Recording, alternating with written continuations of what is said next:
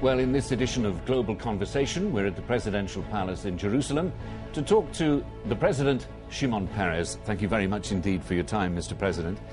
The first thing I'd like to ask you is your reaction to comments made by Prime Minister Erdogan of Turkey just a short time ago when he linked Zionism with crimes against humanity. What are your reactions to that?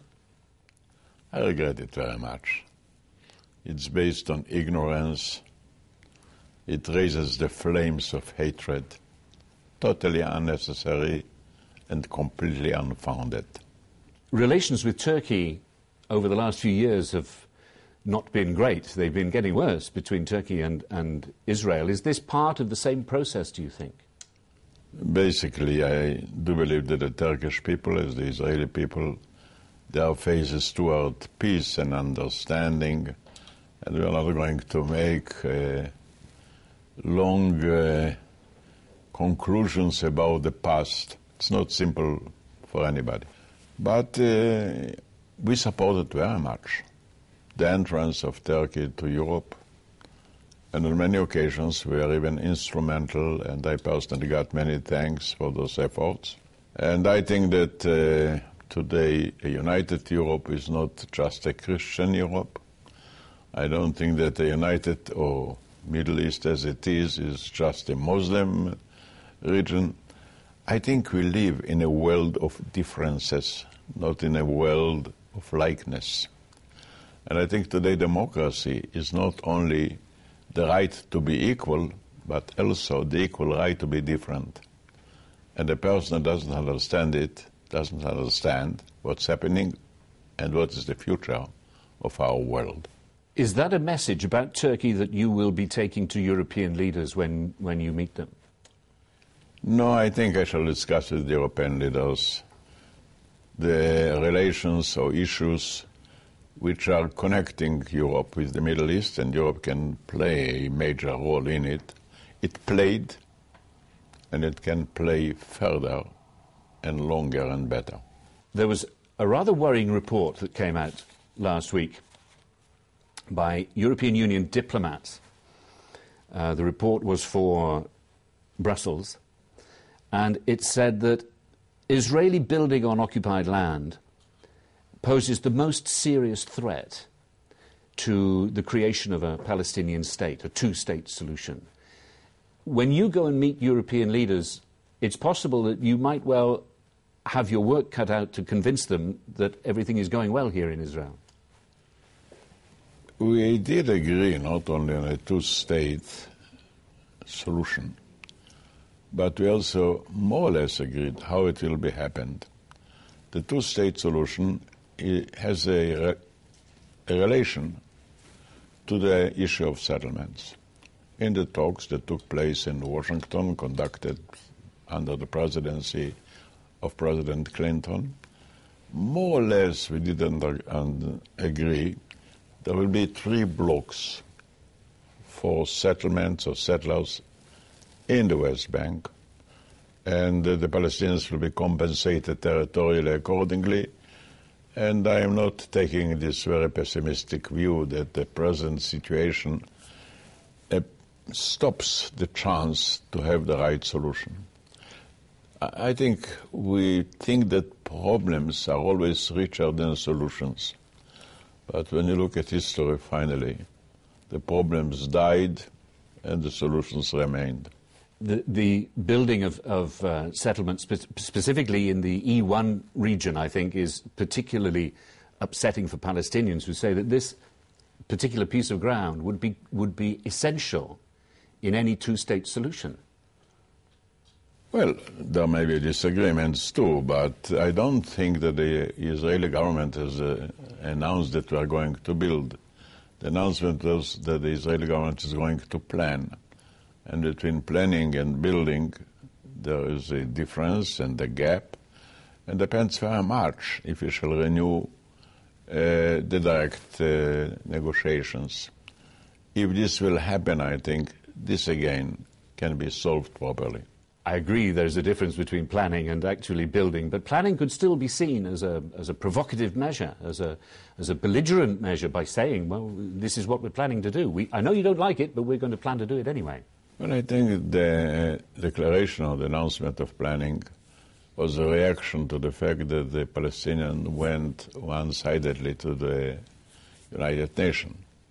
So I agree that this is a little bit on the provocative side, but Israel looks upon the unilateral approach to the United Nations also is a sort of a provocation. We have to stop provocation, I agree. If you don't stop, it will be an exchange of provocation, and that is unnecessary. So where will it stop, Mr. President? I think you should ask where will it begin. It stopped already, but I do believe with the new government there is a chance to reopen the negotiations. And I feel there is a sort else of maturity on both sides. Basically to understand that at the opening of the negotiations you can't solve all the problems. The opening is an opening both to summarize what did we agree and to look for solutions. How does it feel 20 years after the Oslo Accords, which you were so involved with, that there are still so many unresolved problems? Not so many unresolved, but many of them exactly the same problems that existed 20 years ago. I wish it would be shorter. But, I learned to be patient too without giving up the major goals. I know that if you want to arrive at a certain point, it may be more difficult than you think. It may take more time than it is valid or rational. But don't give up the goal, and I'm not going to give up the goal. I'm not impressed. I regret maybe that it took so much time, but that's not a reason to give it up. I'm convinced that neither us nor the Palestinians have a real alternative. No solution. Realities are changing all the time. Certainly in this particular region, over the last 2 years, we've seen regimes fall all around Israel. Your neighbors are changing their political climate quite extensively. How is that affecting Israel's attitude? When you see what's happening in the Middle East, to what do you compare it? To the past or to the future? If this is a result of the past, we lost. But if this is a call for the future, we shall win. And I think all those changes arrived not because of the past, but because the world has moved ahead, because the world became global and open and scientific. I think today technology is more telling than strategy. And I look who is running this new revolution, whatever, uprising in the Arab world. Basically the young people. President Obama asked me if I have any advice for him before he went to the elections. I said yes. Told him if somebody will come to you and say the future belongs to the young people, throw him out from the room. Tell him that the presence belongs to the young people. The future belongs to people like myself who have time and experience. And I do believe the presence belongs to the young people. I think any leadership, elected or unelected, must give answers to their real stories. To work, to have food, to have lodging, to enjoy freedom. They cannot give it up. Does that make it easier for the peace process, then, that now that the power is in the hands of the young and not in the hands of old guard dictators like Ben Ali and Mubarak? And I don't think it's connected whatsoever, It may be used as an excuse, but not as a reason. Whatever happened in Egypt, in Tunisia, or in Syria, or in Yemen, has nothing to do with Israel. It is a result of their internal situation. So we pray for peace not only between us and Arabs, but for peace all over the places. There must be something more than that, Mr. President. I appreciate that you pray for peace on a humanitarian level of what's happening in Syria, but on a practical level, it's basically on your doorstep. You know, we related to President Assad as a reasonable man who studied in a British university, who represents something new. We were shocked when we have discovered that the same supposedly reasonable man tried to build a nuclear reactor. And I think everybody is relieved that at least the nuclear option was stopped. Imagine that Assad would have both nuclear bombs and chemical bombs. My God. And he uses merciless against his own people. Now, we cannot intervene because clearly everybody will say that we are invading Syria. I do believe that the ones who have to really solve and stop the bloodshed in Syria is the Arab League. Syria is an Arab country. The Arabs are more knowledgeable what's going on there. The rest of us are foreigners. I think the Arab League should build a transitional government for a year or two.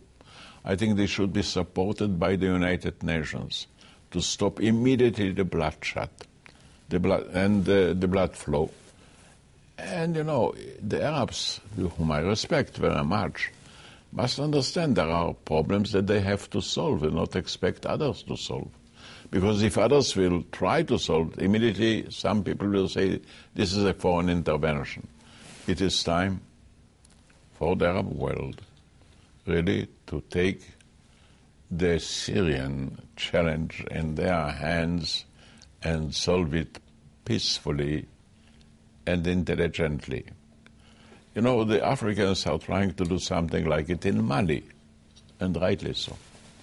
You mentioned nuclear capacity, and of course your other neighbor in the region, which is causing a worry worldwide, is Iran.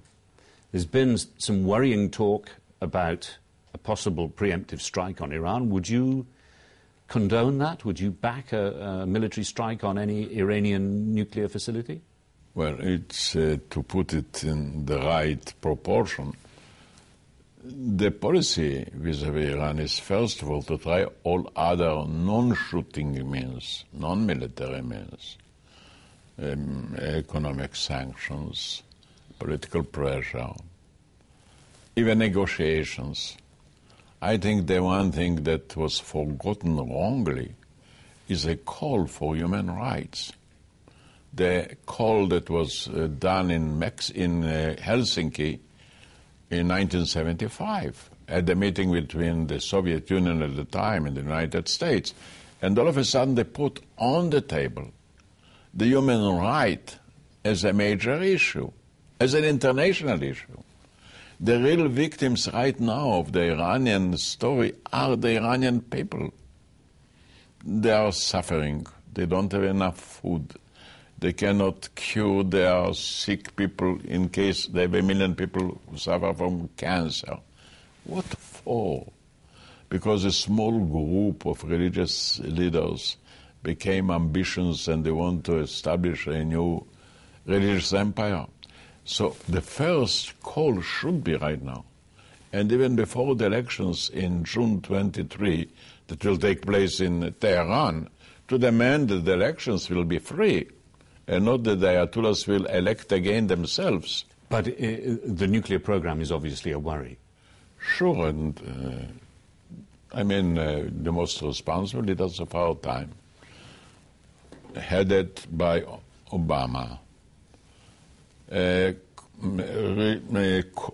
who created a coalition with the Europeans, and even Putin, they say, we cannot permit a nuclear Iran. It's a danger for the world. It's not just a danger for Israel. And I think if the world is trying really to stop them, and if it can be stopped peacefully, it's better. And if it can't? If it can't, I should use the words of Obama, all other options are on the table. The Iranians have here two agencies. One is Hezbollah in Lebanon, and the other is Hamas in Gaza. The result of the actions of Hezbollah is tragic for Lebanon.